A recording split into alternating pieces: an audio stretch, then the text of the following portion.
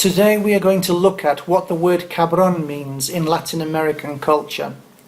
I need to clarify that it appears that the word started in Spain, moved to Mexico, and then is working its way south, although I don't have much details about its origin. I suggest that this word is important for two reasons. First, it is commonly used in Latin America, and second, it is commonly used because it accurately describes an important feature of a Latin American culture. The word cabron is controversial. It has similarities with the usage of the word bastard in English. The word bastard contains two components. First, it has the objective aspect. A bastard is an illegitimate child. Being an illegitimate child devalued a person in previous generations in the UK. So secondly, the word has this insulting component. So it is with the word cabron. When I use the word cabron, I will be focusing on the objective aspect of the word. I have no interest in insulting anybody. I have asked my Mexican friends, do you have any other word that accurately expresses this feature of your culture? And up to this point, they haven't been able to suggest any other word. So what does cabron mean? The word seems to come from the word cabra, which means goat in Spanish. There are two things that goats are obsessed with. First, they like to jump. They jump up mountains in their original habitat. The second thing that they like to do is headbutt. Goats seem to get frustrated if they can't headbutt something or someone. They get all excited, wiggle their cute little tails, lower their heads, and then the game is on. Unfortunately, not all animals appreciate this game.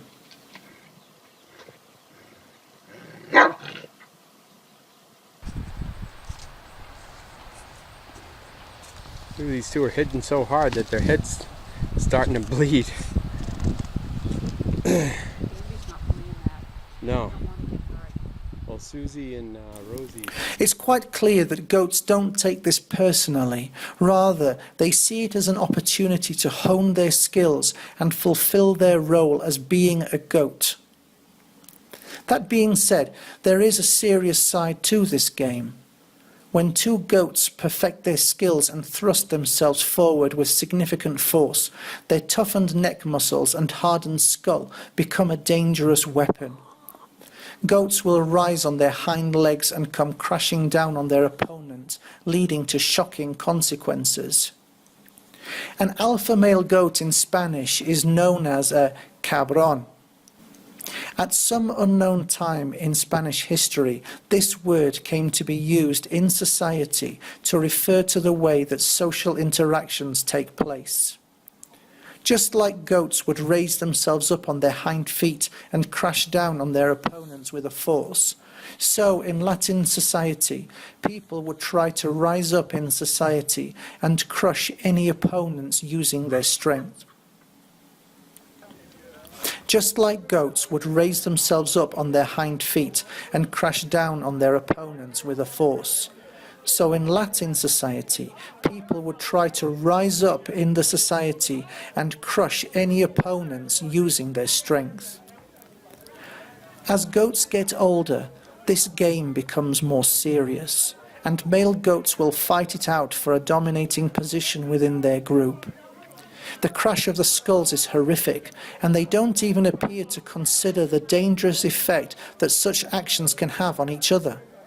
Here, one goat gets knocked out by the blow.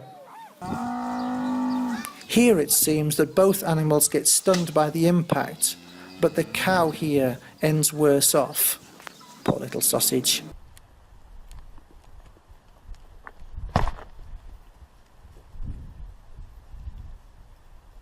Similar impacts take place within society with similar dangerous consequences. I shall now show you how the word is used in a sentence. Person A. Yesterday I was walking down the street with my girlfriend and this guy wolf whistled her. So I grabbed him and slapped him across the face until he apologized. Person B. Cabron. Here we see that person A is defending his girlfriend, although goes slightly over the top in doing so.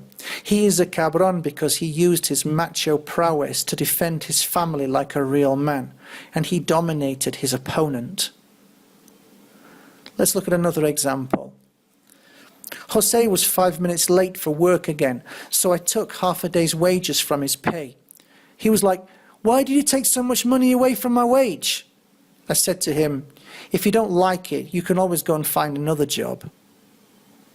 Cabron.